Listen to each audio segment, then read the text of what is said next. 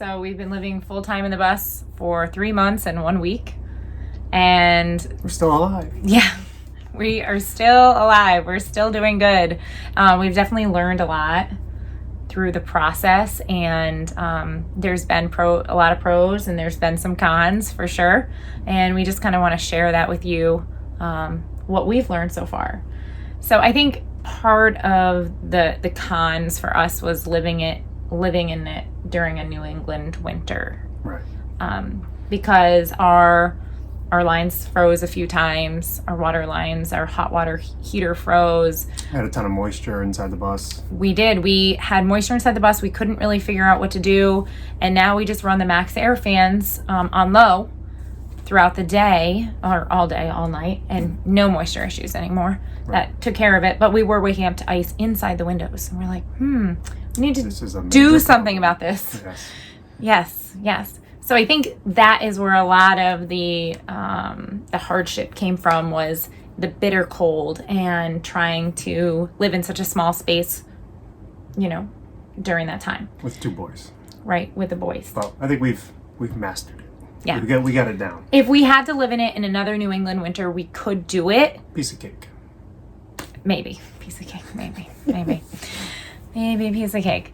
I would say a big pro is the compact space, having less stuff and more meaningful interactions with each other. Like, there's not places you can go to escape each other, really. Right, especially when it's -10 out. Right.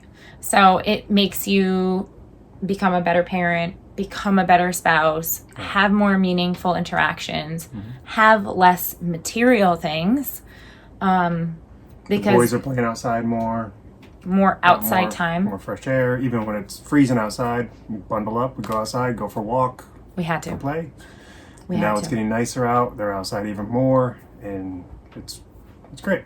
It is. Being inside, I'd like to wrap them in bubble wrap because it's so tight. They want to wrestle, and they're just bouncing off of everything and getting injured and crying. But they're doing okay. They still love it. They don't want to move into another house. They are anti-house, pro-bus all the way. Yes. They think every kid wants to live in a school bus, and this is their dream. Yeah.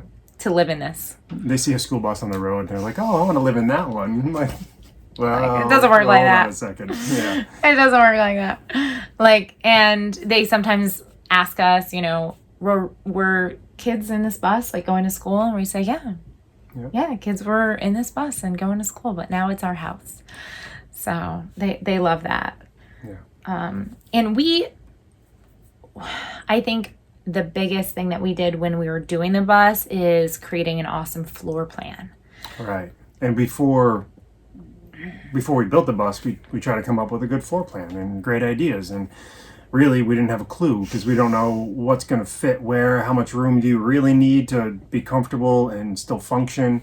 But I think we did pretty good. We have 2 toilet rooms, which is very much it's needed. Necessary for us. Full shower, tub setup, full dishwasher, functional kitchen, washer, dryer. It's everything's at your fingertips, which is dining area nice. Right here. This is our kitchen table.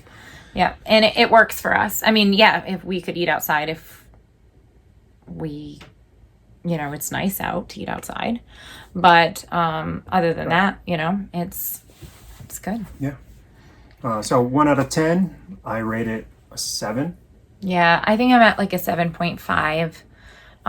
That rating might go up in the summer. In the winter, I'd probably go down to a 6.5, just because I have to deal with frozen stuff. But I would probably close off the bottom of the bus to stop the cold breeze going through, and that would probably help a lot with frozen lines. That would help, definitely. That would make it better.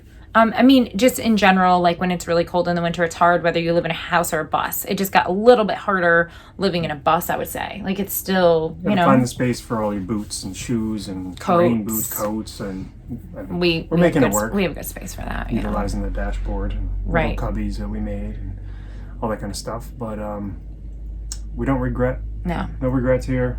It's improved our relationships with one another. And as long as you embrace it, Yeah, you have to put in the effort. You have to figure out how to coexist. Yeah.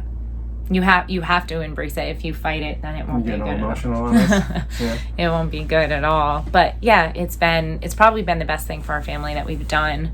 As much as we weren't sure about that for a while. We didn't know what to expect. Right. We didn't know what to expect. The first couple nights were really hard. I was definitely like crying the first couple nights. We just didn't have a good routine. Right. The kids weren't sleeping that well, and now we sleep well. Just adapting to change. Yes. Which is difficult for anybody, especially little kids. Yeah. But they're doing great. Yeah, they're fine. They love it. Really, they were fine before me. And we're happy about our layout again, because we have a nice, what do you want to call it? A sound deadening space. So we have the bathroom, we have a door to the bedroom. We'll do a tour. Living space. Yeah. We will do a tour eventually. Yeah. Soon. So we don't have to tiptoe, walk on eggshells, or whisper. And they sleep perfectly fine, and we can go about whatever up front.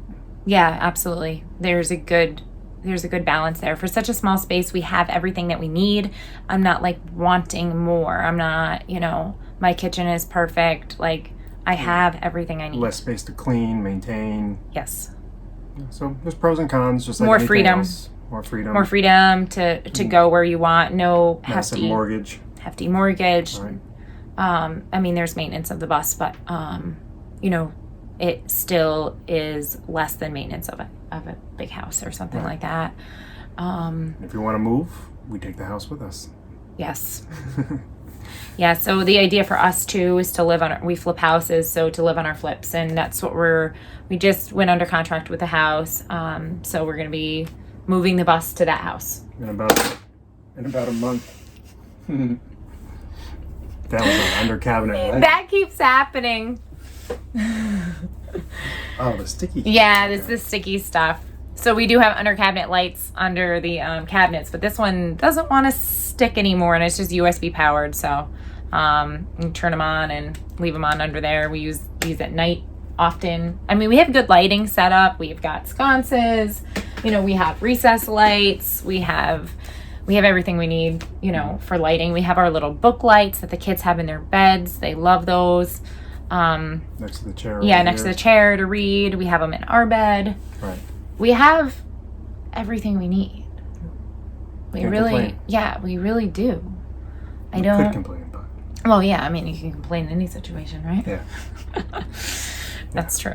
So next time we'll be back on, we'll give you all a tour of the bus and kind of break down, how we use the space. Yeah.